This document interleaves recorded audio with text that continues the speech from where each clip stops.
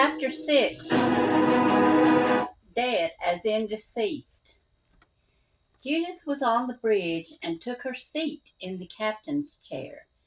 Then the doctor came in and stood once again beside her. "Commander," he grins. "Doctor," she smiles. A little bit of tension between them. Was so nice to get out of the house a little bit. I really enjoyed our time in the hall suite. I'm glad it was repaired. Maybe we can do a dinner sometime. My treat." The doctor amused. "Sure, just let me know. I also enjoyed setting the holosuite afire with our dancing." Judith, still smiling slyly at him. "All right then," she replied. Beverly, his young nurse, came onto the bridge. "Doctor, may I have a word with you?" She nods at Jude. The doctor, puzzled, follows his nurse into the turbolift. "Why is she called Admiral?" "She is a Starfleet Rear Admiral, as well as a Sus Commander. She owns Sus. I told you about the takeover. It's about time. But, Doctor, I have to tell you something." Mark sat on a boulder in the middle of a rocky hillside, watching his father and stepmother picnic on the green grass below there. But Mark had this feeling that something was wrong. Being the oldest of the Kirk boys, he was always the first to notice out-of-place things. But seeing his dad and Antonio happy, he just let his feelings go and said nothing to his dad. Judith sat down on the ground beside him. "Aren't they cute? Such love is legendary. Such a serene setting." The day wore on and Commander Travis Trenton appeared on the bridge, and Judith was surprised. "Why are you here? Come to relieve me?" she spoke. "Hardly. Doc called me to meet him here." "Ross?" she said, concerned. "Why?" "Don't know, but if he don't show up soon, I'm out of here. Got a little something something going on, and I don't want to be here, so I'm leaving unless his pants catch fire or the bridge falls off the support." The turbo lift doors opened, and the doctor walked onto the bridge. "Could we speak in the captain's ready room here? Both of you, please." Travis and Jude followed the doctor into the room. "Have a seat, please." He sounded somber. Judith looked worried. She was really thinking about her mission. What could have possibly gone wrong now? The doctor, wringing his hands, faltered at his words, half talking to them and half talking to himself. "I hope I am not blamed for this. It's true. I was a tad bit distracted.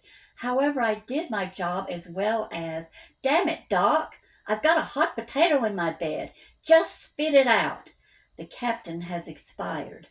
Judith was shocked. "Expired? As in deceased? No longer with us? Dog it! I knew he'd kill himself in them old-fashioned holotubes. He just lived in there." Jude took a deep breath.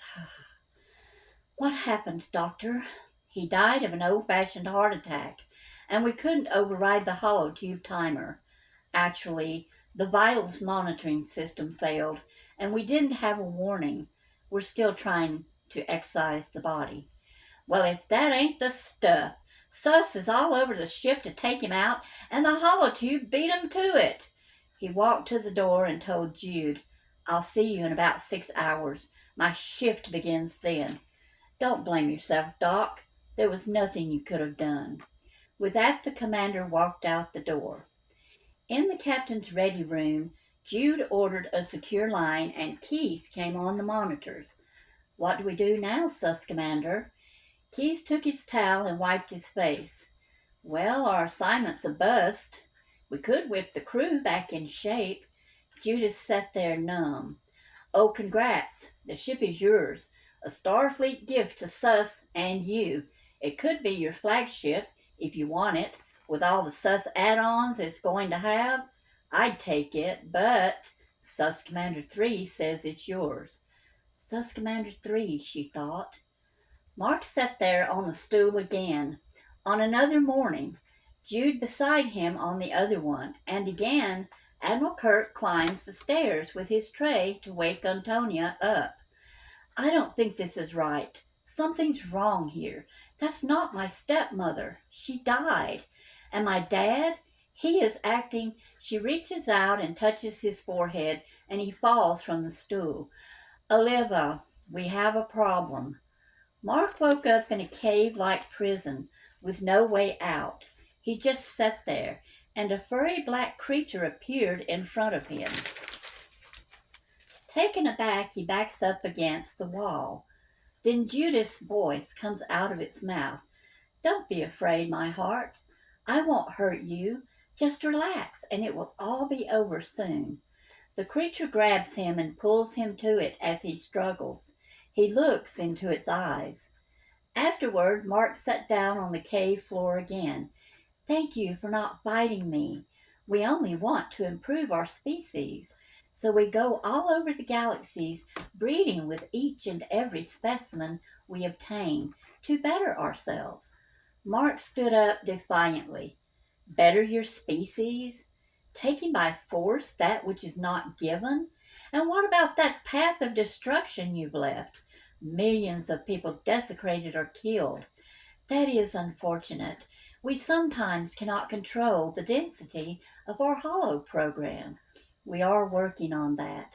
Here, I perceive that you are fearful of this image. Like this one? The creature melded into a beautiful blonde woman. Better. It'll have to do, he said. Chapter 7. Khaaaaan. In the Admiral's ready room, Jude explained the mission. Long time ago, Admiral Kirk and an enhanced humanoid named Khaaaaan had a skirmish in space. The Admiral transported Khaaaaan and his crew down to a violently terraforming planet, and he and his crew transported to Khaaan's ship. Now imagine Admiral Kirk's surprise when aboard this strange ship he discovers a weapon of mass destruction. Fearing it would fall into the wrong hands, the Admiral hid the weapon. We are going to retrieve it and hopefully disarm it. Any questions? That where we're going now? Will spoke. Any relevant questions? Jude smiled. All right, then meeting over. Travis, select your away team, and be on standby until we reach our destination. And the meeting was over. On the Nexus, Mark walked around in the cave. When she comes back, he thought, she's going to have another thought coming. So the blonde woman appeared again and began to approach Mark. Hey, let's talk first. Talk? Yes, humans usually like to know the name of the person they are coupling with. What's yours? Surprised by his willingness to comply, she calmed down her aggressiveness. My name is Marisha. Marisha, what a lovely name. Mark approached her gently. Here is how we do it where I come from. Circling the planet, the sus commander was waiting for the right time to send down the away team, giving the team more info in her ready room. There is a security net over the location on the planet. It can only be taken down by the team on the planet. We can't beam in, so we'll have to shuttle in. Dismissed until further notice. If you need me, I'll be in 12 forward. Jude spoke as she left. Will and Travis spoke as they walked behind her a ways back. Jude seem off to you? No, she's just being cautious, Travis. Why? Just wondering. We're a sus ship now, right? Yeah. Good. I'm sure there are a lot of ammunition experts on board. Nope, Travis, you are the only expert we have on board. And the captain walked past Jude to get to 12 forward. Sitting on the bar stools facing Guinan. Travis a little jumpy? Maybe. He'll be all right. They turned and looked at him as he sat at a far table. Starfleet and sus on one ship? What a mix. An experiment? Not that I know of. The Union's here too. Will you have dinner with me? We won't be here for dinner. Probably be on the planet. Yum, replicator food. I was hoping you and I could cook some spaghetti.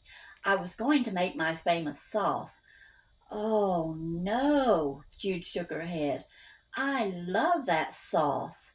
We could hit the planet bright and early in the morning. We could eat, then dance, then, well, whatever comes up. Jude bit her lip. Mm. Oh, all right. Good plan. Everyone on the away team will be rested up too. Yes, sir. So they left 12 forward together and went to Jude's admiral's quarters. Wow, this is much bigger than the first officer's quarters. Jude pulled off her heavy coat. There's a small kitchenette off to the left there. Everything but a stove and pots. Well, you know, Mom, there is a hot eye and a pot down here in this drawer. Good old Mom, he smiled. I knew you'd like that. Jude stood there as he pulled her to him.